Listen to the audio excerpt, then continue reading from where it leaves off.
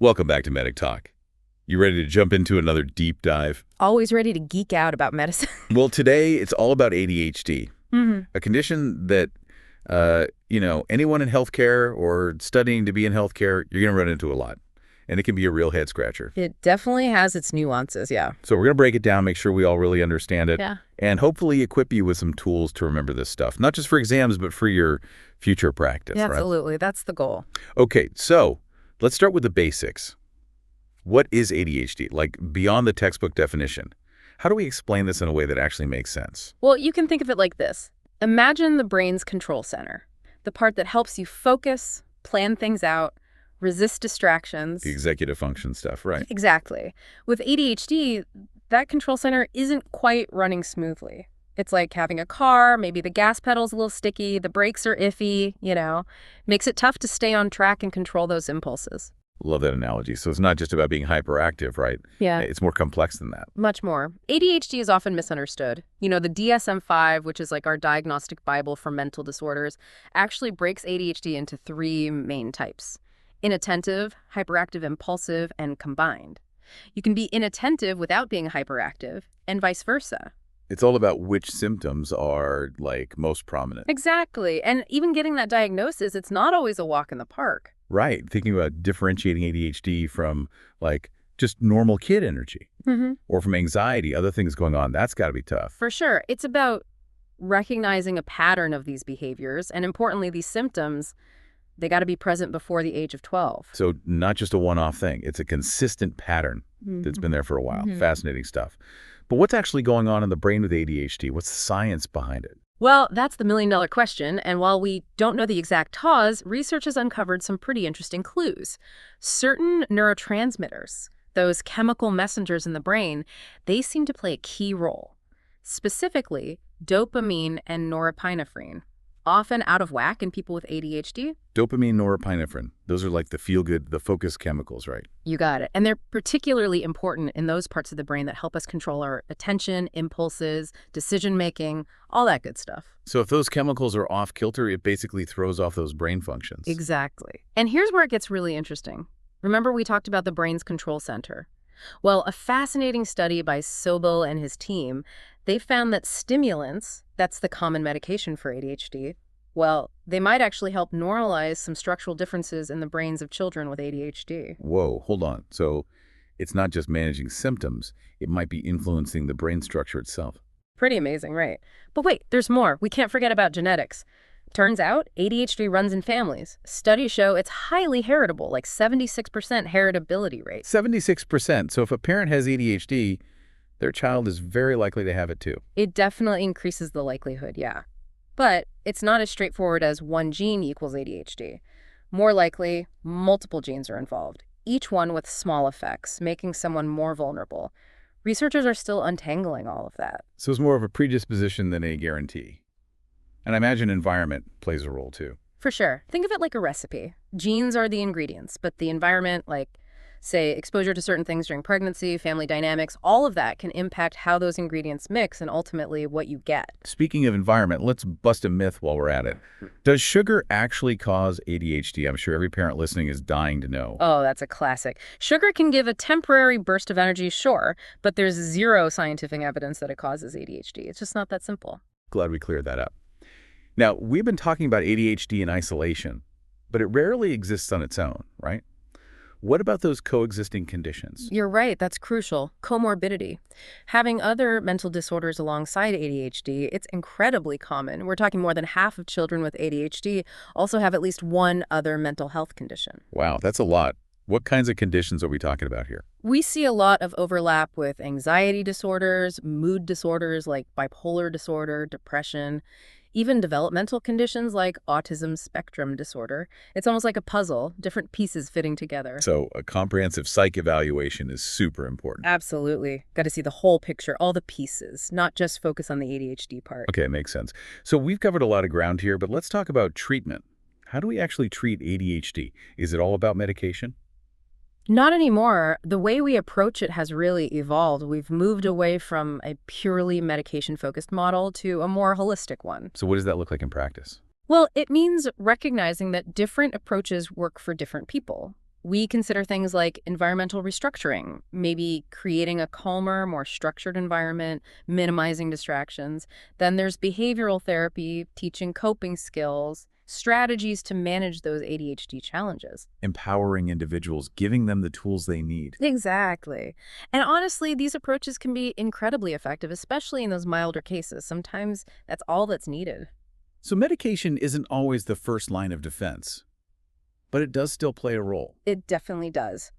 Let's talk about that medication landscape, how it all fits into the big picture of managing ADHD. All right, I'm ready to dive into the world of ADHD meds. When we talk about ADHD meds, stimulants are usually top of mind. They're often the most effective, especially for those moderate to severe cases where behavioral strategies alone just aren't cutting it. Okay, stimulants. Those are the ones that get a lot of buzz. Sometimes good, sometimes, not so good. Can we break down what they're actually doing in the brain? Absolutely. Remember those neurotransmitters we were talking about? Dopamine and the norepinephrine? The feel-good focus ones. Exactly. Stimulants, they basically boost the availability of those chemicals in the brain, kind of like turning up the volume on those important brain signals. So giving those brain areas responsible for focus, impulse control, that kind of stuff, a little extra help. You got it. And the cool thing is, stimulants come in different forms these days, including long-acting options. You only take them once a day. Oh, wow. That's got to be a game changer, especially for families on the go or people who, have trouble remembering to take multiple pills a day. Huge difference. It really helps with consistency, which is key to getting the most benefit from the medication. Now, of course, no medication is perfect, right? There are always potential side effects. Yeah, that's the trade-off, right? Weighing the benefits against the risks. What are some of the common ones we see with stimulants? The most common are things like decreased appetite, some trouble sleeping, headaches, and sometimes a bit of moodiness, irritability. So basically things that could interfere with daily life, make it tougher to function. What about the more serious stuff we hear about, like heart problems or tics? Yeah, it's important to address those concerns. Stimulants can make tics worse for kids who already have a stomatic disorder. And for anyone with existing heart conditions, they're usually off the table. But for most healthy kids and adults, studies just haven't found a link between stimulant use and an increased risk of serious cardiovascular issues. Obviously, regular monitoring is essential, but we don't want fear to keep people from getting the treatment they need. Right, it's all about careful assessment, that personalized approach we keep talking about. Now, what if stimulants just aren't a good fit for someone? Maybe because of side effects or other concerns. What are the alternatives? We have a few other options we can explore. Atomoxetine, for example. It works a bit differently than stimulants. More like a sniper. It targets just the norepinephrine system to help with focus. So more targeted and maybe different side effects too. Exactly. We tend to see fewer sleep-related side effects with atomoxetine, which is a big plus for some people. And it might be a better choice for folks who are struggling with anxiety or an addicts because it's not acting on dopamine like the stimulants do. But gotta keep in mind, atomoxetine can sometimes cause some GI issues, like nausea or upset stomach.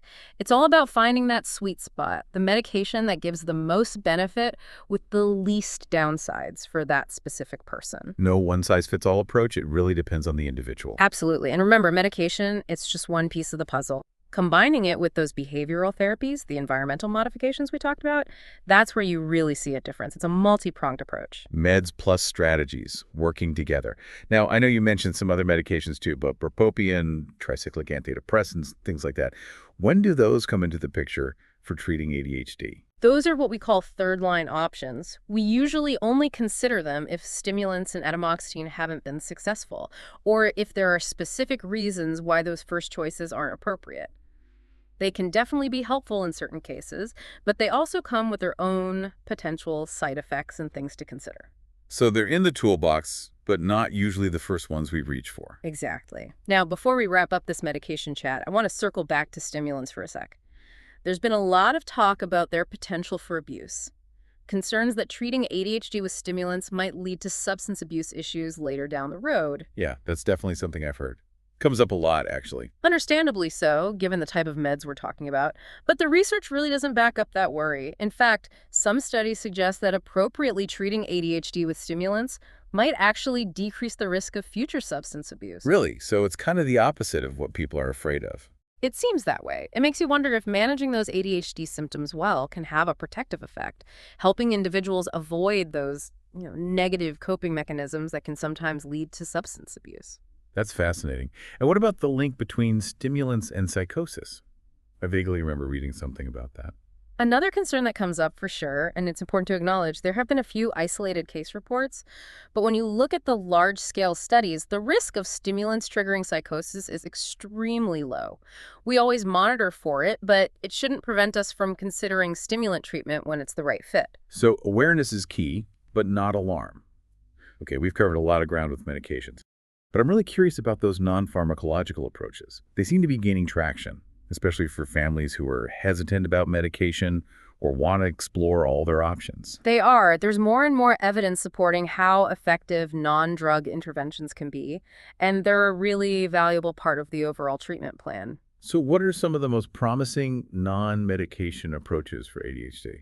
Behavioral therapy is a cornerstone. It's all about teaching those practical skills and strategies to manage the challenges of ADHD. Behavioral parent training that equips parents with the tools to help their kids succeed, and behavioral classroom management, focusing on a supportive and structured learning environment. So empowering parents, educators, everyone involved to create a real system of support. You got it. And don't underestimate those simple environmental modifications. Consistent routines, breaking down tasks into smaller chunks, minimizing distractions, positive reinforcement, all that good stuff. It can make a huge difference. Setting them up for success, right? Giving them the right support. Now, beyond those core behavioral strategies, what else is out there? Any other non-medication approaches on the horizon? Definitely. Remember that trigeminal nerve stimulation device we touched on earlier? The one that delivers those gentle electrical pulses? Yeah, it sounded pretty sci-fi to me. It is pretty cutting edge, and it's FDA approved now for treating ADHD in kids, showing some real promise. Researchers are also exploring other really cool things. Neurofeedback, which basically trains people to regulate their own brainwave activity. Whoa, like a brain workout. Exactly, helping the brain learn to focus and stay on track. And then there's cognitive training, using computer-based exercises to strengthen those executive functions, working, memory, attention, all that. So working smarter, not harder. You got it. And while more research is needed, there's even some buzz around dietary interventions. Some studies are showing that eliminating artificial food colorings, additives, that sort of thing might be helpful for some kids with ADHD. That's interesting. So many different avenues to explore and hopefully even more effective non-drug options in the future. Absolutely. It's a really exciting time for ADHD research and treatment. We're learning more all the time, and that knowledge is leading to more personalized, more innovative interventions. It's all about finding what works best for each individual and empowering them to really live their best life. We spent a lot of time talking about managing ADHD, in the present, but what about the long term? Right, the prognosis. Do people ever grow out of ADHD, or is it something they always have to deal with? It's a common question, and I'm glad you brought it up. The good news is it's not a life sentence. Oh, that's good to hear. While some challenges might stick around, most people with ADHD, they go on to live really fulfilling lives, especially with the right support early on, those interventions. Early intervention's so important, like with a lot of things. Exactly. But even with treatment, ADHD can sometimes make certain things down the line a bit more likely. Okay, like what? What sorts of things? Well, studies have found that folks with ADHD might have a slightly higher risk for some things. Substance abuse, maybe some trouble with the law, or even difficulties with relationships, holding down a job. Not guaranteed, but definitely something to keep in mind, offer support for. So it's not just treating the symptoms, it's providing that whole support system, helping them succeed in all areas of life. Exactly. It's not something you get over, it's a process. Learning to manage it, developing those strategies to deal with whatever challenges might pop up. It's a journey, not a destination. I like that. And remember how we talked about ADHD being a bit of a chameleon, often showing up alongside other conditions? Yeah, that whole comorbidity thing. Well, there are a few common companions. Learning disorders, oppositional defiant disorder, sometimes bipolar disorder, Tourette's syndrome, even autism spectrum disorder. Lots of possibilities. So it's not just one extra thing, could be a whole bunch. Very true. ADHD rarely travels alone, and that's why that thorough evaluation is so important. Got to look at the big picture, not just focus on the ADHD itself. That holistic approach, again. Now, if ADHD is so common and often comes with these other challenges, what's the overall outlook like for people with this condition? Honestly, The prognosis for most people with ADHD is pretty good, especially with early identification, the right treatment, that ongoing support. That's really encouraging to hear. So while challenges might exist, they don't have to define someone's life. Absolutely not. ADHD can be managed, and people with ADHD can achieve amazing things. It's about finding those right strategies, building that support network around them. I love that message of hope. Before we wrap up, any final thoughts for our listeners? Anything we should be thinking about? Hmm. I think the big question going forward is, how can we get better at early detection and intervention? That's a good one. Can we figure out those genetic and environmental risk factors sooner? Maybe even develop strategies to prevent it from developing in the first place? That's a huge question, one that could make a real difference. And on the treatment side, what breakthroughs might be just around the corner?